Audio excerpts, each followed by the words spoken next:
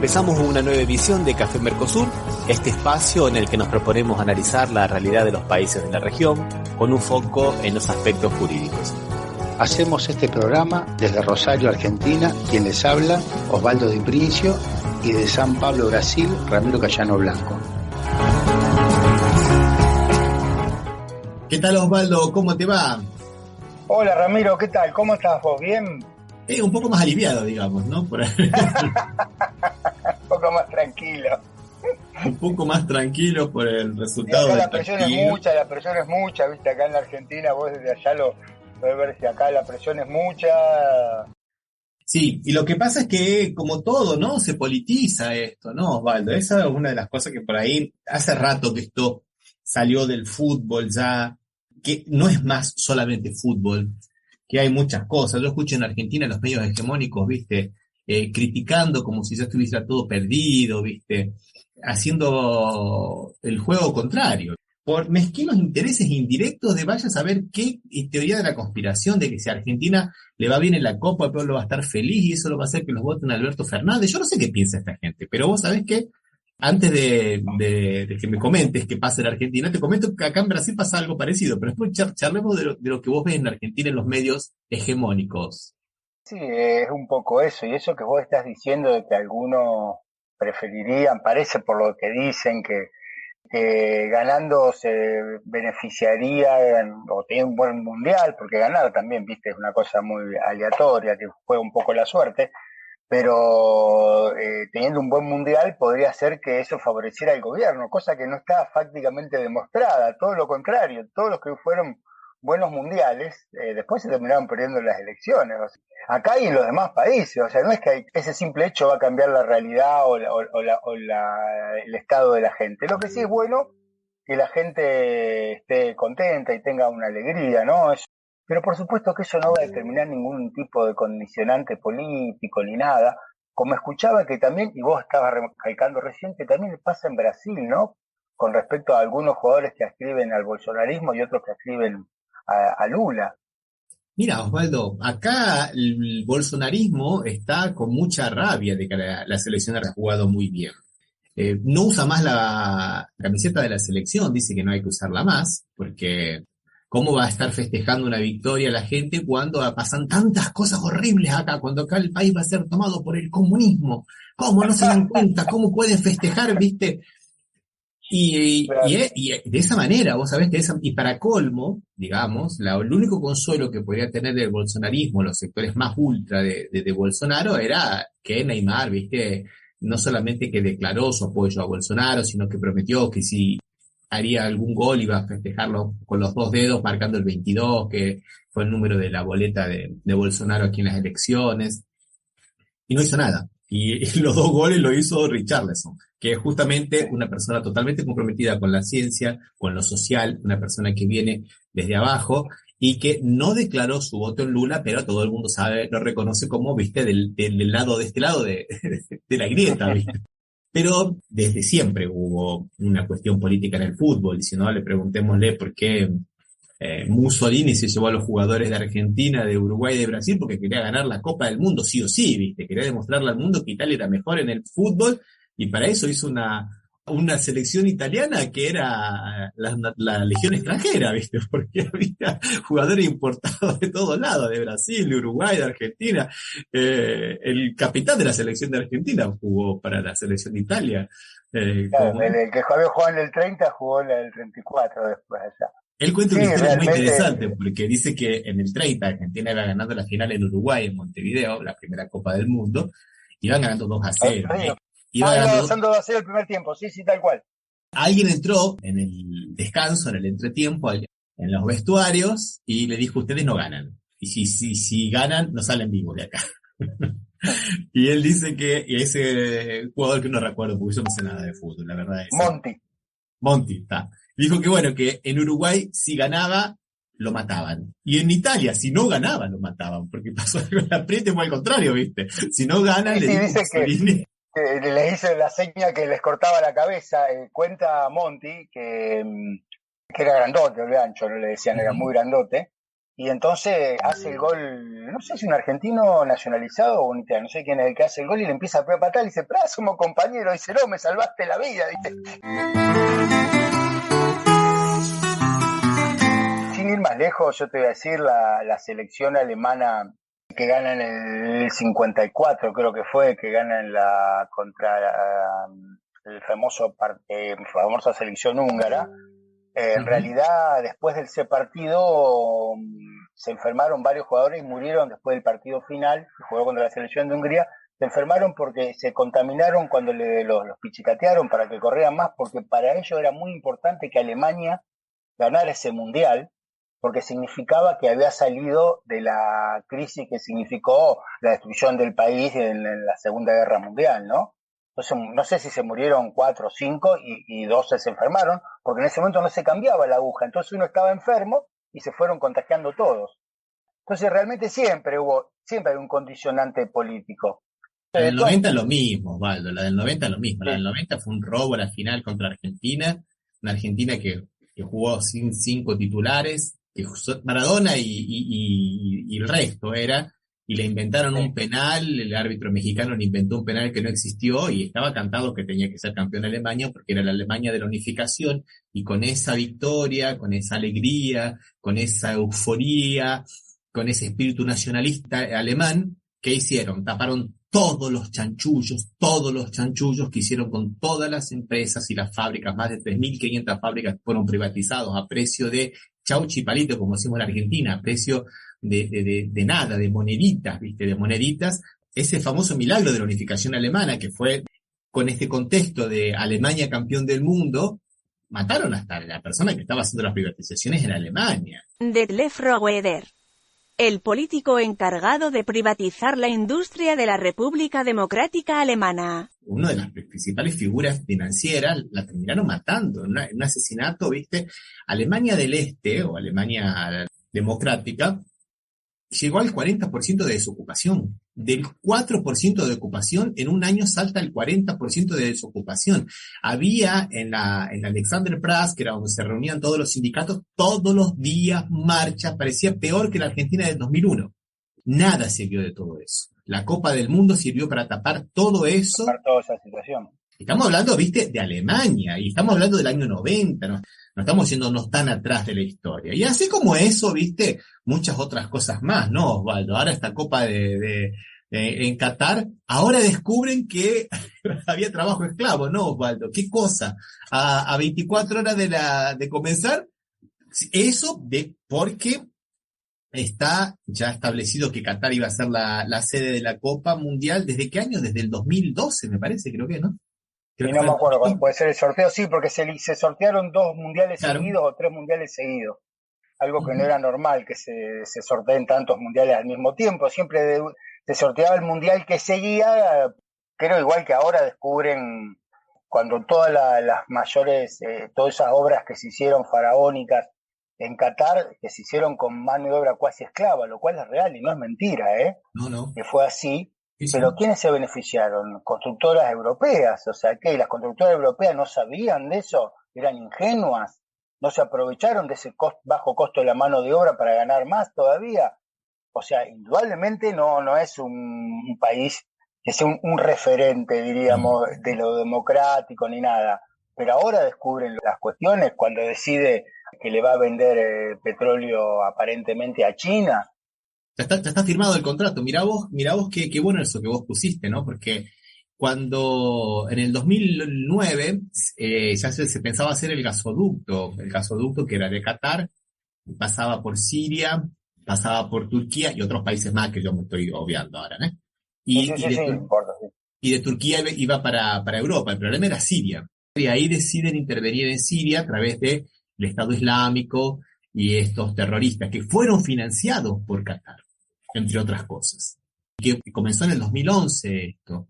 Y mientras Qatar financiaba a estos grupos terroristas, estaba todo bien con Qatar, ¿viste? No había problemas, no había problemas con las mujeres, no había problemas con los derechos humanos, no había problemas con las disidencias heteronormativas sexuales, ¿viste? Estaba todo bárbaro. Ahora, como ese gas que se hace un contrato con China a 27 años va para China y no va para Europa, y como a otras empresitas también no puede vender sus productos alcohólicos porque es un país musulmán. Ahora se enteran que es un país musulmán.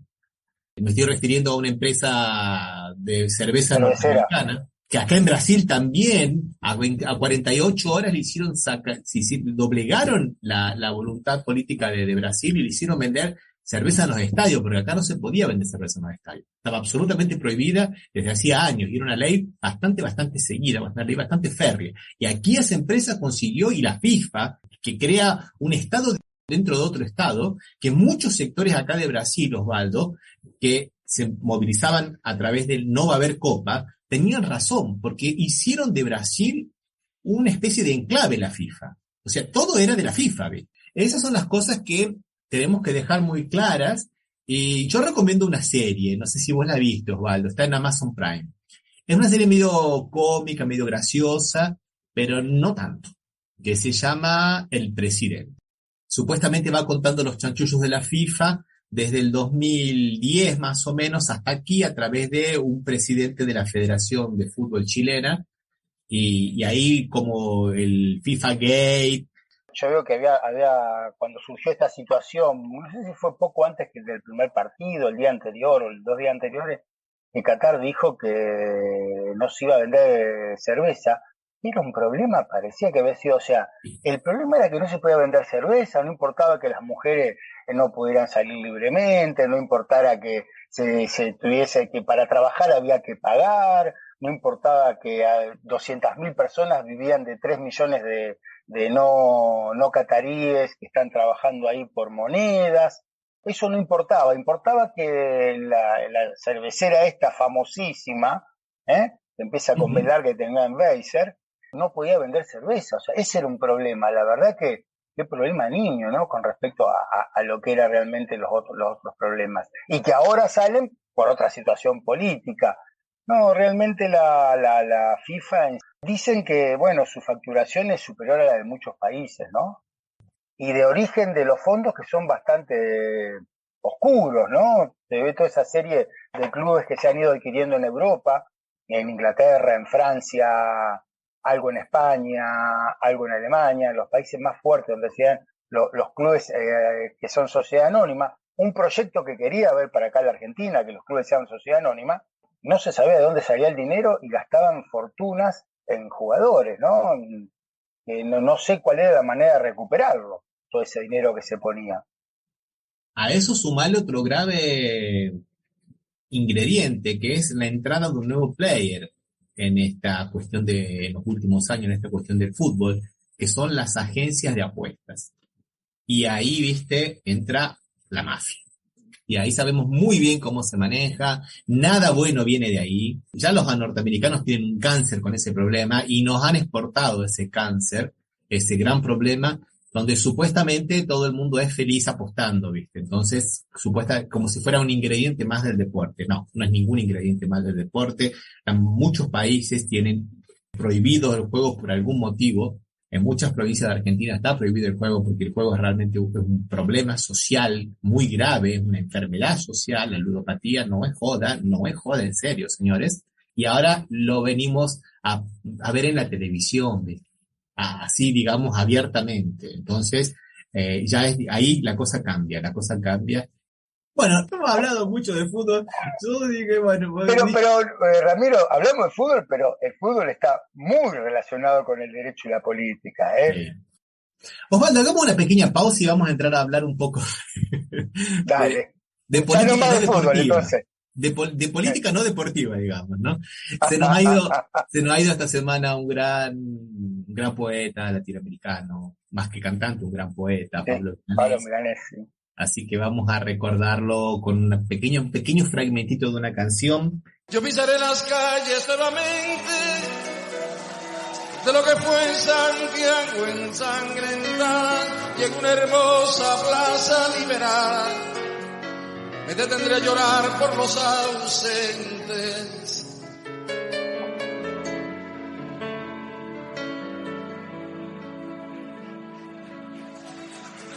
Yo vendré del desierto calcinante y saldré de los bosques y los lagos y evocaré en un cerro de Santiago a mis hermanos que murieron antes.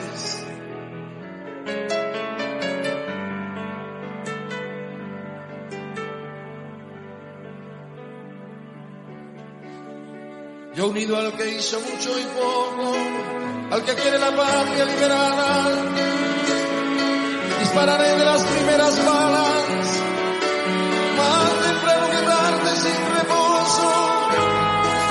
Retornarán los libros, las canciones, que quemaron las manos asesinas, renacerá mi pueblo de su ruina y pagarán su culpa los traidores.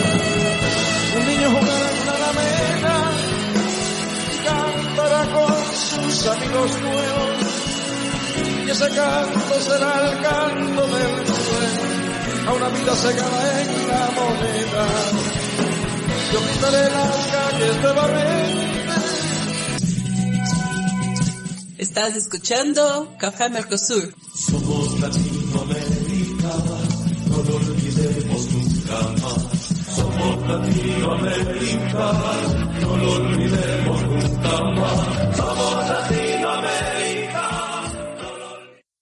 Bueno, era nuestro sencillísimo homenaje a Pablo Milanés. Y bueno, ya que estamos, vamos a hablar de Cuba, Osvaldo, porque Cuba parece que está de moda. El señor presidente de Cuba, Díaz-Canel, ha hecho una pequeña gira por 4 países, mira, por Argelia, por Rusia, por Turquía, ahora que hay que decir nomás Turquía, se pasé difícil a... Sí, no, te digo que parece que fuera otro país casi. Y después ha terminado por China, mira vos, y en todos ha conseguido muchas cosas. En Argelia ha conseguido que, por ejemplo, que el gobierno argelino le perdone los intereses de la deuda que Cuba tiene con Argelia. Y después, bueno, con Putin, muchas emociones antiguas que renacieron, ¿no? Se hizo un monumento muy bonito de Fidel Castro en Moscú, y más pactos de cooperación, reafirmando, digamos, las relaciones entre Rusia y Cuba, y nuevamente atacando el bloqueo norteamericano, que recordemos que la última sesión de las Naciones Unidas en la cual se trató el tema fue condenado por todos los países del mundo, menos Estados Unidos e Israel. Justamente ha marcado un antes y un después. Inclusive el Congreso ruso ha hecho unas declaraciones también muy, pero muy potentes, la Duma, ¿no? Ha hecho unas declaraciones muy, pero muy potentes en relación a este bloqueo, que hay que terminar con este bloqueo.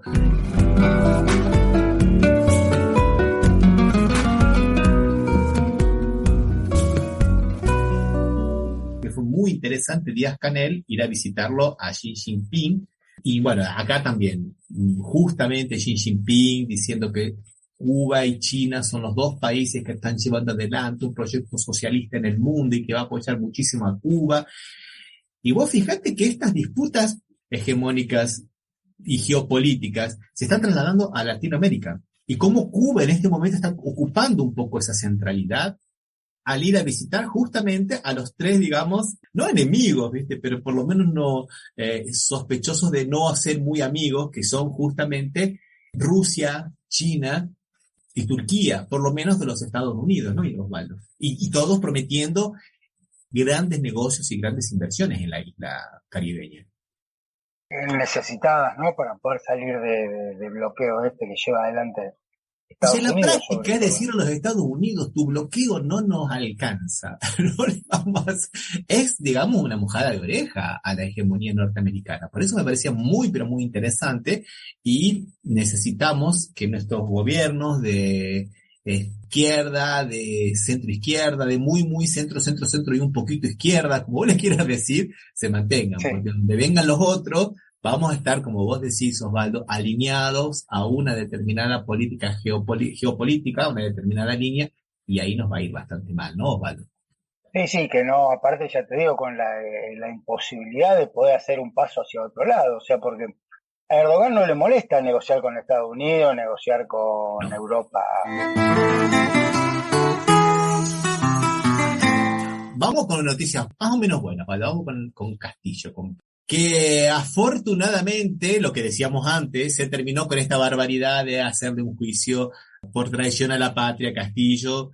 Y lo que decíamos nosotros, cuando tuvieron que ir a declarar, digamos, a exponer ante la Corte Suprema, no es la Corte Suprema, es el Tribunal Constitucional, claro. ¿Qué pasó, Osvaldo? ¿Qué pasó? El tipo se atragantó, no pudo exponer nada, ¿viste? Cuando le dijeron una palabrita básica, ¿no, Osvaldo? ¿Cuál es el hecho imputable? ¿De qué y no la tentativa, dice, ¿cuál es el delito y no la tentativa? Y él dijo, no, lo que pasa es que pero tentativa no es pensar y declarar eso no es tentativa. Tentativas son actos preparatorios, cuando vos haces algo, cuando vos comenzás a ejecutar el hecho y que por acción de agentes externos, o te descubre la policía, o se te quedaste sin nafta con el auto que ibas a robar, sea lo que sea, por agentes externos ajenos a tu voluntad, el delito no se produce. Porque si vos desistís también, tampoco hay tentativa, habrá, no sé, otra cosa, pero la tentativa es justamente eso. Vos querés hacer un delito y no lo podés hacer porque algo se interpone en tu camino. Acá no hubo nada, no hubo ni un acto preparatorio, nada. Él expresó una opinión, ¿no, Osvaldo? Lo que vos decís, cuando justamente hablás del tema de tentativa es cuando vos querés disparar y la bala no sale. Por ejemplo. Que acá lo niegan como un hecho, y eso sí es una tentativa, ¿ves? Pero bueno, no, ahora todo esto, Ramiro, me cae siempre lo mismo, te escucho a vos cuando hablas sobre todo de la sentencia del Tribunal Superior en Brasil, o acá el Tribunal Constitucional. ¿Y por qué la justicia argentina a veces está tan lejana de la justicia, justamente? No la justicia, el Poder Judicial argentino a veces está tan peleado con la justicia. Sí, pero ahora vamos a hablar un poquito de Argentina. Yo quiero destacar lo que dijo un juez, Gutiérrez Tixe, de este Tribunal Constitucional de Perú, que le dijo, bueno, ¿cuál es el acto típico, no? El acto típico, la acción típica, o sea, que la acción que está descrita en el Código Penal, eso significa típico, y sin esa acción no pasa nada. Y el otro le responde que, bueno, que es una tentativa, y él le responde, dice, ¿la opinión es un delito? Esa postura me preocupa mucho. Gente que te basurena así con esa, ¿viste? Es terrible, es una frase absolutamente irónica. ¿La opinión es un delito? Esa postura me preocupa mucho, dijo el juez, ¿no? O sea, por favor, yo renuncio, ¿viste? Y no me dedico nunca más al derecho penal, por lo menos, ¿no? Realmente que te lo digan. Lo que pasa es que eso depende de algún tribunal amigo. Ante un tribunal amigo puedes decir cualquier cosa y te van a decir que está bien, ¿no? Acá se ve que era un tribunal que por esas cosas de la vida quería impartir justicia. Lo que pasa es que no nos olvidemos que estuvo esta semana la alta comisión de la OEA de veedores que charlaron con la oposición a pedido del propio Pedro Castillo y por iniciativa de unánime de todos los presidentes latinoamericanos que estaban presentes en ese momento, en la reunión, el grupo de alto nivel, que nombrado por el Consejo Permanente de la OEA, de Organización de los Estados Americanos, para ver qué es lo que pasa con estos intentos destituyentes. Entonces, si ya mete la pata el tribunal y no hace letra buena, por lo menos, ¿no? Ya sería un desastre absoluto, ¿no te parece, Osvaldo? Sería una vergüenza para el país, para las instituciones, que ya lo es de alguna manera, ¿no? Pero por lo menos ese delito de traición a la patria era absurdo, ¿no? Era absurdo. Realmente, y cuando se encontró frente a un tribunal pasó una vergüenza bárbara, ¿no? Ahora vamos a esperar el resultado de este alto comisionado, estos representantes de la OEA, a ver qué es lo que dicen, porque dicen que, bueno, que se tomaron todos los recaudos y van a hacer un análisis y una recomendación final. Y después, bueno, una mala jugada del que era el ministro de gobierno de Pedro Castillo, que pidió que se hiciera un voto de confianza por el Congreso. El Congreso le dijo, no te damos ningún voto de confianza, entonces renunció el ministro de gobierno y ahí lamentablemente lo puso en un aprieto a Pedro Castillo, que ahora va a tener que prometió un cambio ministerial. Bueno, vamos a ver cómo sigue esta cuestión en Perú, que está bastante compleja, ¿no, Osvaldo? Sí. Y bueno, y vos estabas hablando un poco de Argentina. Y bueno, parece que no se citan tan mal las cosas en Argentina, por lo menos la defensa de Cristina Kirchner, ¿no?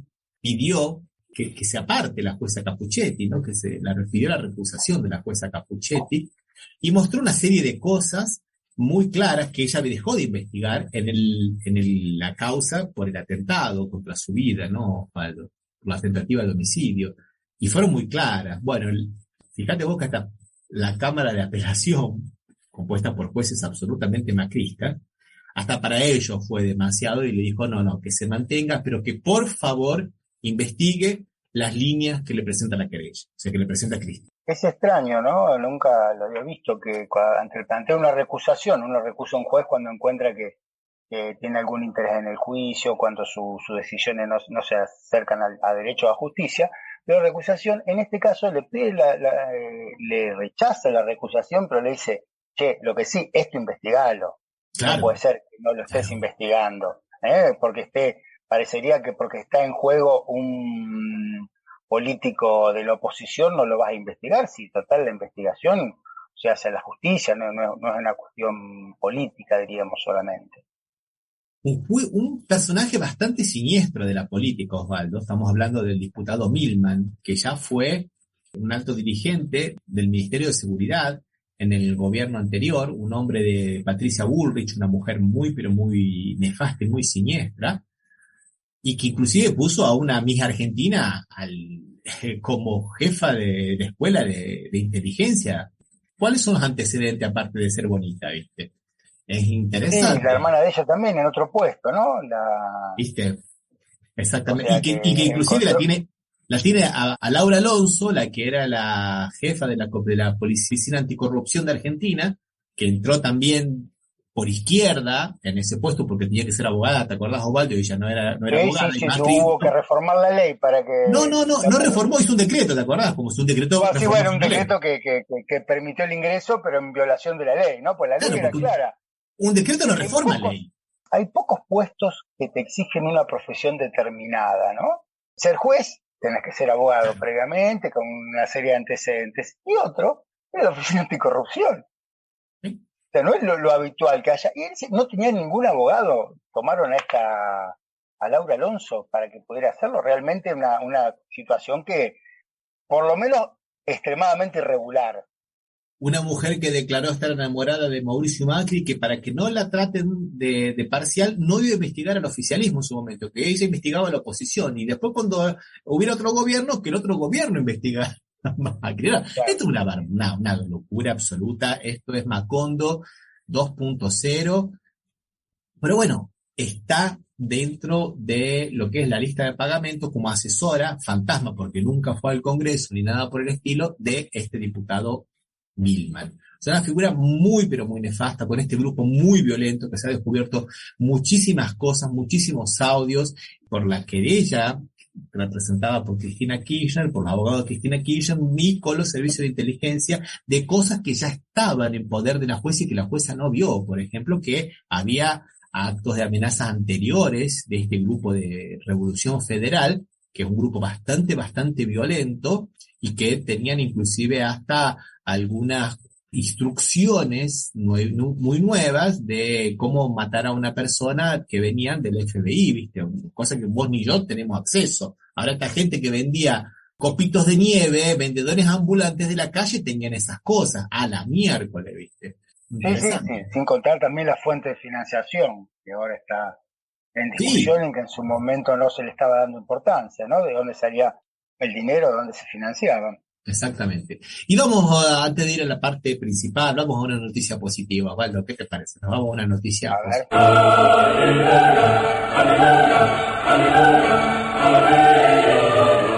Vamos con Colombia. Nuevamente se reanudó el tema de las tratativas de paz con el Ejército de Liberación Nacional, un poco con los auspicios, como se venía ocurriendo, de Noruega, de Cuba y de Venezuela, pero ahora están llamando más gente, ¿no? Para que también intervengan, algunos como parte integrante de estos acuerdos y otros como veedores, ¿no es verdad, Osvaldo?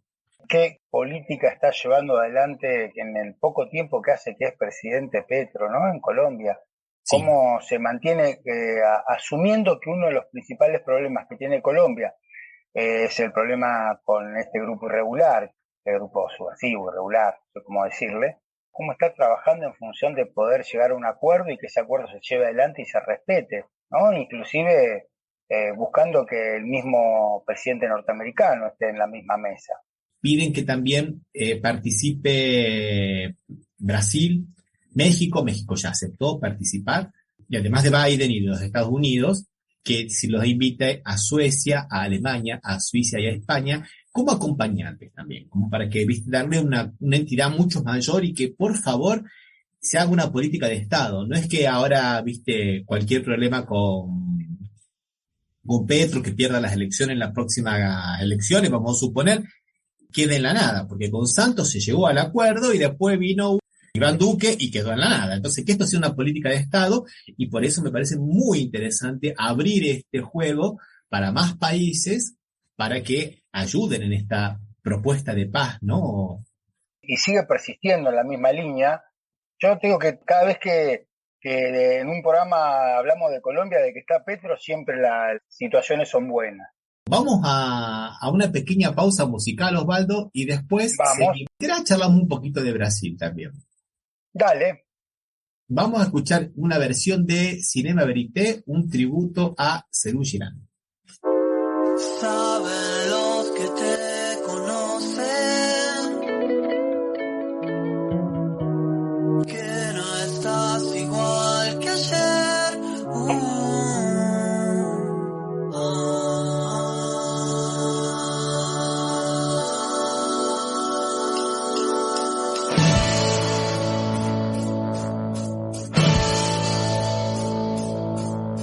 ¿Te acuerdas de Elvis cuando movió la pelvis? El mundo sopló y nadie entonces podía entender que era tan furia. Pues tiene el muchacho sexo rico y entonces las dulces canciones conquistaron la señorita. Apaga Navidad. ¿Te acuerdas del club del clan y la sonrisa de la música sigue, pero a mí me parece igual. ¿Te acuerdas del baile de los palos de escoba? ¿Te acuerdas entonces era la nueva ola y bien? ¿Qué es esto de nuevo? ¿Te acuerdas del tipo que rompía la guitarra cuando nadie tenía un miserable amplificador? Ahí está ahora. Los González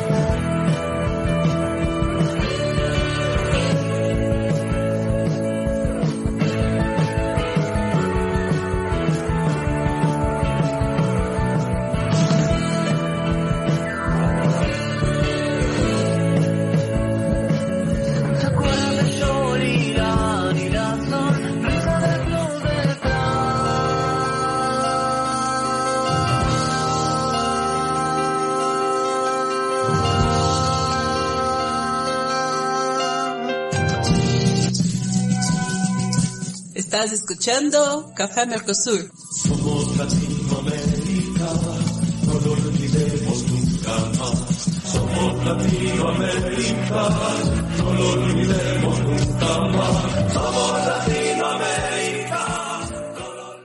Y seguimos con el programa, Osvaldo. Rápidamente te voy a comentar una pequeña cosita acá de Brasil. Jaque mate Vale. a la base aliada de Bolsonaro, así nomás. ¿Qué pasó? El juez del Tribunal Superior Electoral, Alexandre de Moraes, hizo una jugada magistral con la cual, digamos, ha acabado con gran parte de lo que es la narrativa golpista de los seguidores de Bolsonaro. ¿Qué ocurrió aquí? Inventaron a través de un instituto llamado Instituto Voto Legal, que es un instituto re trucho, re falopa, Valdo, absolutamente falso, que decía que había aproximadamente una cantidad bastante interesante de urnas electrónicas que correspondían más o menos al 59% del total de los electores de Brasil, que tenían el mismo número, pero el mismo número de patrimonio, ¿viste? Viste que cada bien del Estado tiene que estar registrado con un número, una silla, si no me equivoco, hasta que no se le dé de baja, me imagino que hasta alguna máquina de escribir del Estado debe tener el número de registro del patrimonio del Estado, porque son bienes que tiene que estar todo registrado, ¿no, Valdo? Sí. Pero eso no significa que vaya a influir en los votos. De hecho, vos podés saber en tu urna electrónica, en tu seccional, cuánta gente votó por cada una de esas cosas. Lo podés estar todo online. Ellos inventaron que, como tenía este problema de que eran todos los mismos números, había que anular todas esas urnas, pero solo para presidente y para el segundo turno. Para la primera vuelta no, ¿viste? Para la primera vuelta no pasaba nada, había que dejar todo como estaba. Los diputados que se eligieron con esas mismas urnas en el primer turno, no, en la primera vuelta no pasaba nada. E inclusive, interesante, que era solo para presidente, porque también hubo segundo turnos con esas mismas urnas en muchas seccionales donde hubo balotaje para gobernador también, ¿viste? No, para gobernador está todo bien, ¿eh? Solo para presidente. Entonces que había que anular. Andaba mal. La misma urna. Sí, la Pasó misma. solamente qué problema, che. Claro, porque es diciendo, como para gobernador es mucho problema, mucho, ¿viste? Es un imbroglio, es muy tumultuado. Entonces, ¿viste? No, de solo para presidente. Entonces, con los cálculos que ellos hicieron, Bolsonaro tendría el 51% de los votos, Lula el 48%, hay que declarar a Bolsonaro presidente. O sea, digamos, ni siquiera decir, bueno, que se hagan de nuevo las elecciones donde estaban esas urnas. No. La dejamos de lado esas urnas, hacemos los cálculos y Bolsonaro es presidente con el 51%. No, una tesis absurda, pero bueno, como dijimos varias veces en este programa, esa gente que en este momento está en la puerta de los cuarteles pidiendo intervención militar, vive en una realidad paralela. Entonces, para ellos, eso es posible, todo es posible. A tal punto, ¿vos viste, Osvaldo, a esta gente pidiendo ayuda de los marcianos, de los extraterrestres? No, bueno, en uno de los cuarteles decidieron ponerse los celulares con la pantalla encendida, mirando para arriba, y con la manito tapándose así, haciendo señales como de código Morse, pidiéndole ayuda a los extraterrestres. No, realmente Macondo, ¿eh? Sí, no, yo creo que superó a Maco. Sí. Bueno, ¿qué es lo que hizo este juez, que es el que lleva adelante las acciones? Le dijo, bueno, le damos 24 horas para que ustedes amplíen la denuncia e incluyan en la denuncia al primer turno, porque era la misma urna. ¿Cómo van a anular para el segundo y no para el primero? Entonces, después de las 24 horas dijeron, no, mantenemos lo que está, no, porque sería mucho lío, Brasil es muy grande, ahí las primeras urnas se eligieron diputados provinciales, intendentes, concejales, mucho lío, así que no, nos quedamos nada más que con la elección para presidente. Entonces, ¿qué le dijo? Entonces ya no le hago lugar así, in limine, no le hago lugar.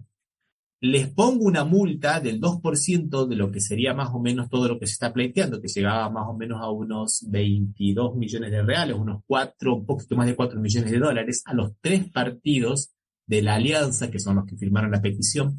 La verdad la firmó el PL, el Partido Liberal, en nombre de los 3, por litigancia de mala fe. Acá, no sé si en Argentina hay, acá es una multa que te ponen cuando vos estás usando las medidas procesales solo para joder, solo para ganar tiempo. Sí, se pleitea con mala fe, diría, claro. mala fe procesal. Sí, igual que sí. existirá. Y además, por esa cuestión, que le bloqueen el suministro de fondos del Estado a esos partidos. ¿Te imaginas? Ahí los otros dos partidos salieron enseguida. Nosotros no tenemos nada que ver con esa petición. Hicieron del reclamo. Claro, y uno de esos partidos, el Partido Republicanos, es de varias iglesias evangelistas neopentecostales.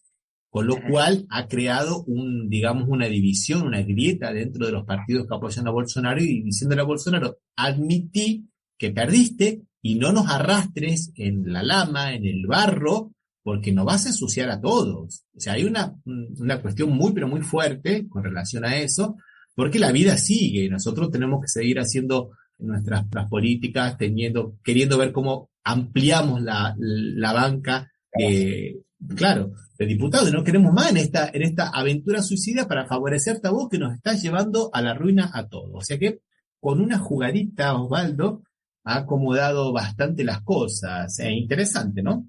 Sí, no sabía que... Pero bueno, formaba parte, creo que esto que está diciendo vos, formaba parte de la estrategia que tenía Bolsonaro para desconocer el resultado o hacer una especie de trampismo de las elecciones, no por trampa.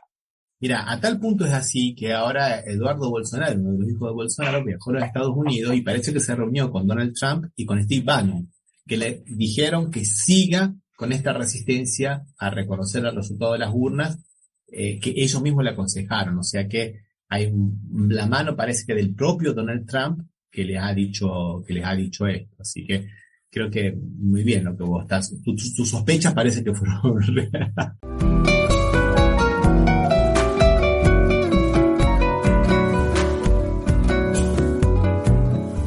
Que bueno, vamos a hablar del tema del neoliberalismo versus derechos laborales. A mí me llamó mucho la atención, Osvaldo. No sé si vos la escuchaste, una declaración de el gobernador de la provincia de Buenos Aires, en Argentina, el ex ministro de Economía de la época de Cristina Kirchner, que dijo: yo creo que hay un momento donde la sociedad argentina va a tener que discutir la derecha o los derechos. Y es interesante porque exactamente lo que nosotros venimos queriendo hablar desde hace bastante tiempo, neoliberalismo o derechos, ¿no? Acá le hemos puesto derechos laborales, pero en realidad son derechos sociales, ¿no, Osvaldo? Sí, o sea, los derechos laborales forman parte de un todo que son los derechos sociales. Por ejemplo, porque el derecho a la jubilación no es un derecho laboral, es un derecho social, y sin embargo el derecho a la obra social es un derecho social. El derecho a una justa retribución es un derecho social y es un derecho laboral.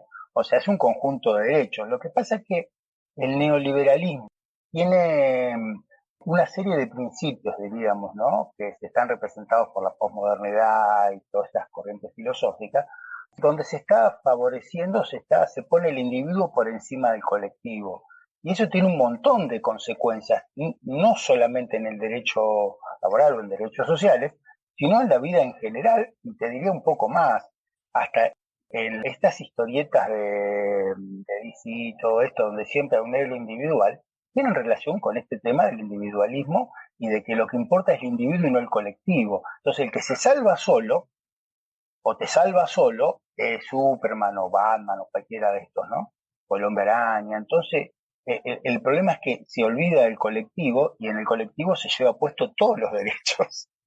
Qué interesante lo primero que vos dijiste, ¿no? De apuntar a la jubilación, porque vos viste que todos los gobiernos neoliberales, e inclusive, digamos así, los gobiernos de izquierda que han creído en la panacea del neoliberalismo también están atacando a las jubilaciones, diciendo falacias, como por ejemplo que cada vez la gente vive más y que por eso hay que ampliar, viste, la edad jubilatoria. Sí, es verdad que la gente cada vez vive más, pero también es verdad que cada vez hay menos trabajadores en la fábrica. Esa ecuación de 12 por 1 no existe más y que el Estado tiene que tener otros recursos para poder hacer frente y que los hombres que trabajan hoy producen más que antiguamente.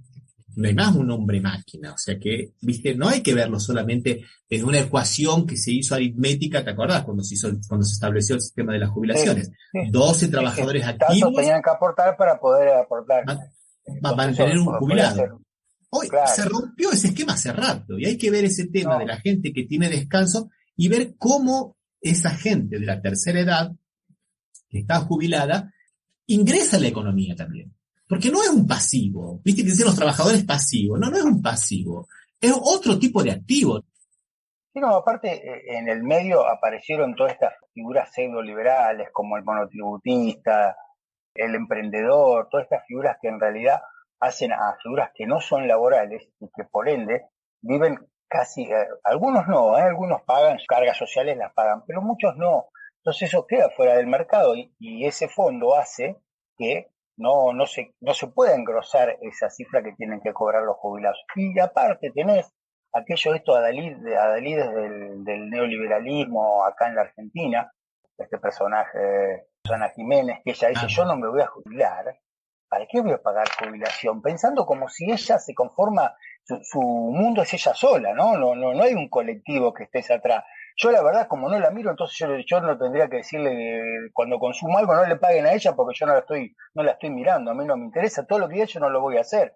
O sea, en realidad son cosas que no tienen mucho sentido, pero todo eso hace la lógica esa de que el individuo se piensa el solo. Vos sabés que a mí me cuesta cuando explico dando clase que me dicen los que trabajan no registrados, trabajan, ¿y por qué? Porque me descuentan jubilación, a mí no me interesa. No, vos no te vas a jubilar, pero seguramente tu padre o tu abuelo o tu abuela o tus padres en algún momento se van a jubilar y tu abuelo en este momento debe estar jubilado. Si vos no pagás, ¿cómo conformás una jubilación para él? O sea, eso es un todo que vos tenés que tener en cuenta, que ese individualismo exacerbado hace que nosotros pensemos en nosotros mismos, ¿no? Y eso favorece el discurso de todos los ultraderechistas que hay acá en la Argentina, y supongo que en parte deben ser los que están en Brasil también. Sí, no, seguro. Aparte en Argentina también el hecho de la jubilación, esto que te dicen tus alumnos que son muy jovencitos, no me voy a jubilar. Sí, está bien, pero en Argentina sabemos muy bien que la jubilación no es una cuestión solamente de recibir el sueldo todos los meses o la jubilación todos los meses en el banco, sino también que te da derechos a un seguro de salud, a un seguro social, a un plan de salud muy, pero muy interesante, que muchas veces es mucho mejor que los servicios privados. Bueno, acá hay un sistema que convive, acá en el sistema de salud argentino es medio problemático, pero conviven un montón de sistemas al mismo tiempo. Hay sanatorios privados, hospitales públicos, hay obras sociales y está el PAMI, que es el plan que vos decís de atención médica para los jubilados. Y es completo y lo atiende para casi todas las cosas. Y lo que no te y algunos que siguen diciendo, no, yo sigo pagando mi prepaga, que es otra de las obras o otras maneras a la atención de la salud médica, terminan siendo atendidas por el PAMI porque tiene mejores prestaciones que las que tienen las prepagas. Ya te cobran coseguro para cualquier cosa, o sea, no basta con que vos presentes el carnecito, lleves la orden, sino te van a cobrar un coseguro, cosa que en el PAMI no pasa. Y eso quizá es la parte más importante del sistema jubilatorio, el sistema de salud. Por eso me quería ir al tema de la salud, que el sistema de salud también estatal es otro de los grandes blancos de crítica de todos los sistemas neoliberales, ¿viste? Que no quieren el sistema público de salud, porque quieren seguir con los sistemas privados. Porque ellos no compiten un hospital con el otro, ellos compiten con el Estado, porque cuando hay monopolio, que son 3 o 4 grupos sociales, o 4 grupos corporaciones, entre ellos se sientan a cenar y ven cuáles son los precios y cuáles son las prestaciones que les conviene atender o no les conviene atender. Vos fíjate acá en Brasil, en el gobierno de Dilma Rousseff, ya en el 2013, se hizo obligatorio que cada uno sacara su tarjetita del Sistema Único de Salud de los hospitales públicos, por más que tuvieras tu plan privado. ¿Por qué? Porque si vos tenías un plan privado y te ibas a un hospital público, tenías que ahí mismo denunciarlo a tu plan privado con el número que vos tenías de la salud pública para que la salud pública le cobrara a tu plan privado lo que dejaba de ofrecerte. ¿Viste? Porque las cosas complejas se las dejaban en el hospital público, el sector privado, ¿viste? Porque no les convenía, claro. ¿Viste? Esas enfermedades largas. Y así que funcionan. O sea que vos fíjate que por detrás de toda esta prédica, ¿viste? Del no hay que hacerse a sí mismo, yo me pago la salud, ¿para qué quiero salud pública? En realidad lo que hay siempre es un ataque a lo que es del Estado, y son cosas que estamos hablando de cosas básicas, bueno, estamos hablando de seguridad, de salud y de salario, ¿no? Estamos hablando de cosas básicas, no estamos hablando, ¿viste? De otras cosas que también son beneficios sociales y que serían muy interesantes, pero que serían impensables para otro país que no tuviera el desarrollo que tuvieron los sindicatos en Argentina, como vacaciones, por ejemplo. ¿viste? Acá en Brasil lamentablemente no existen los hoteles sindicales como en Argentina, de un trabajador puede ir a pasarse su semanita a la sierra o al mar, ¿viste? Acá esas cosas lamentablemente no existen, acá eso es todo, ¿viste? Privado, y eso genera mucha segregación también. Pero bueno, lo colectivo sigue siendo el gran enemigo de este neoliberalismo que te mete en la cabeza que vos sos el que tenés la libertad absoluta de hacer tu propia vida. Y todo lo que sea alguna cosa de colaboración, lo que vos ponías el ejemplo de Susana Jiménez me parece interesantísimo.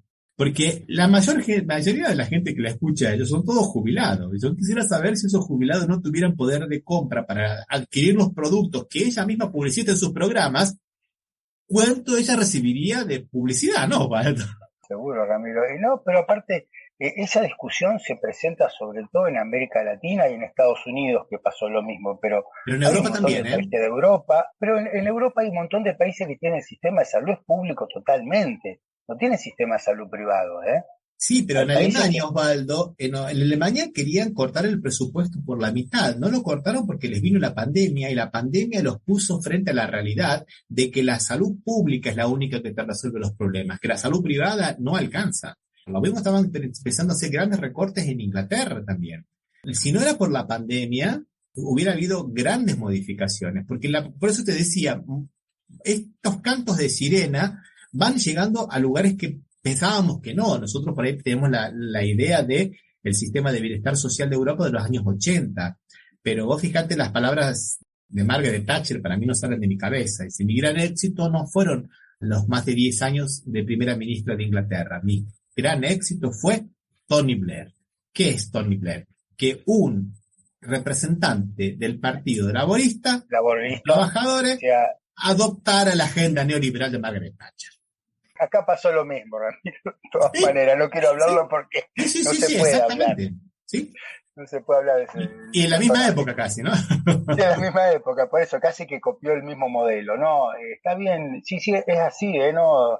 Pero es muy difícil luchar, o sea, cuando todo te lo presentan como lo que vos conseguís es por tu mérito y lo que no conseguís es por el mérito del colectivo, ¿no?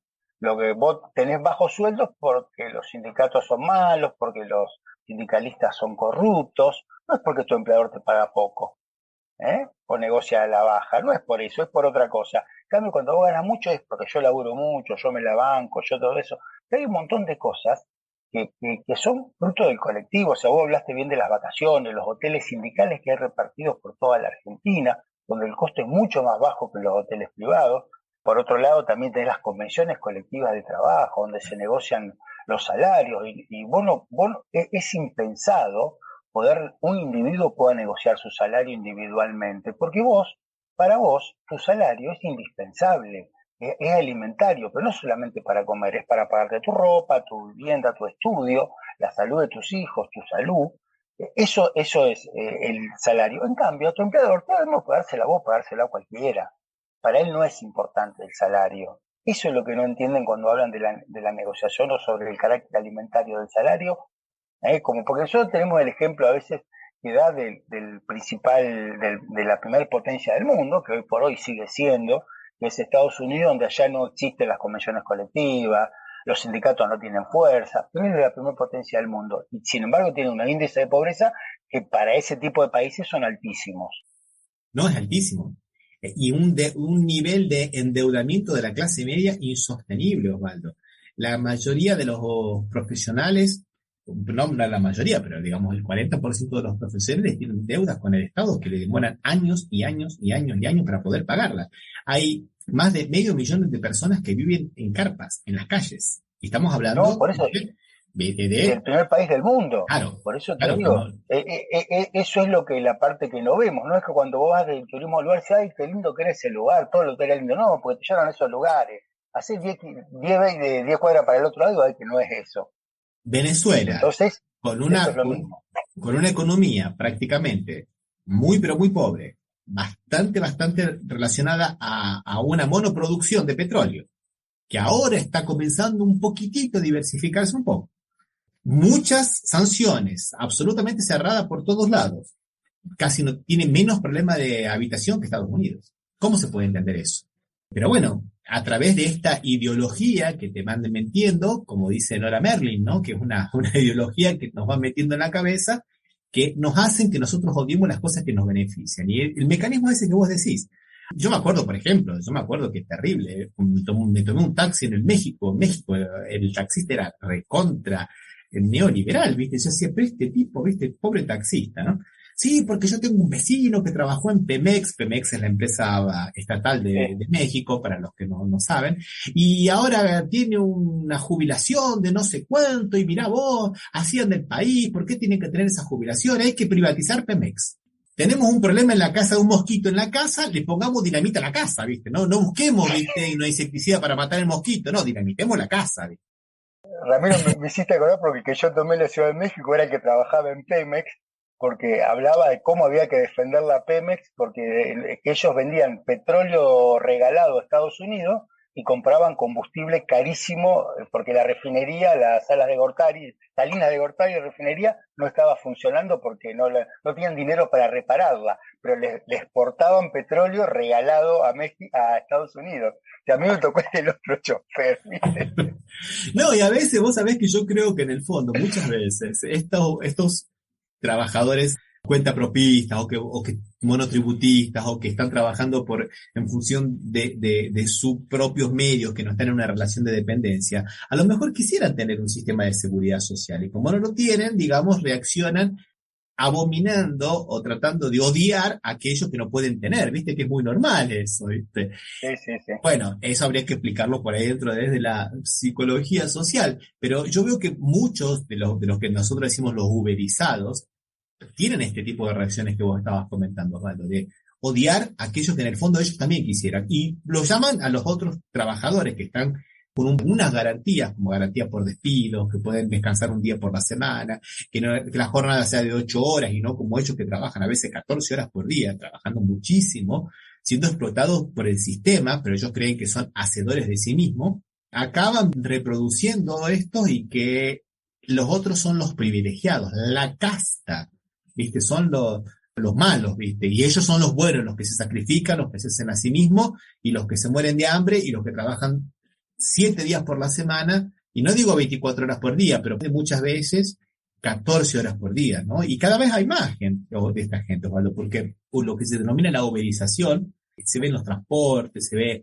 en la venta de alimentos, se ve en todos lados, cada vez hay más de este tipo de cosas, Osvaldo. Ramiro, eso de la uberización que vos decís es el mismo el kiosquero que está abierto 18 horas. Si la situación de la seguridad pública lo ayudaría, estarían hasta las 2 de la mañana abiertos, ¿no? Sí.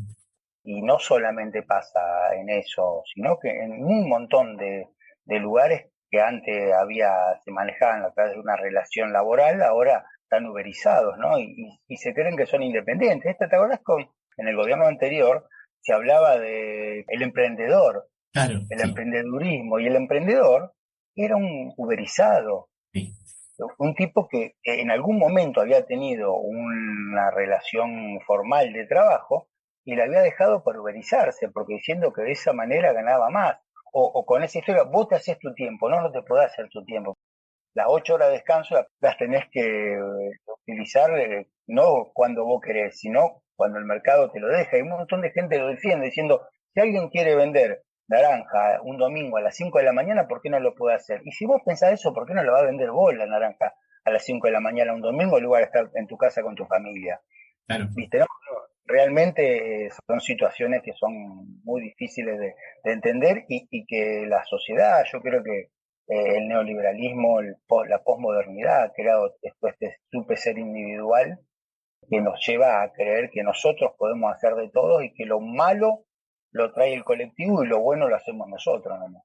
Y el sistema de comunicación omnipresente, viste, que está patrocinando todo este tipo de cosas, auspiciando todo este tipo de cosas en todos lados, en las redes sociales, viste. Yo pongo YouTube y me aparecen 55 mensajes de estos de hágase rico usted mismo, trabaje por sí mismo, haga esto, impresionante. Y la uberización, ahora que se te presentan para irte a otro país, te dice, fabrica empanadas en España y se hizo millonario, vende dulce de leche en Estados Unidos y es Gardel. Parece como si fuera maravilloso, ¿no? Y no es más ni menos que uberizar tu trabajo, eso que te están proponiendo. Y bueno, Osvaldo, vamos a dejar por aquí entonces, ya creo que nos hemos extendido un poco con el tema del fútbol, pero creo que valía la pena también hablar de algunas cuestiones, aprovechando un poco el clima del Mundial, hablar un poco del lado B del fútbol, del Mundial, de la FIFA y de todos esos chanchullos. Un abrazo, Osvaldo, hasta la próxima. Un abrazo, hasta la próxima, Ramiro.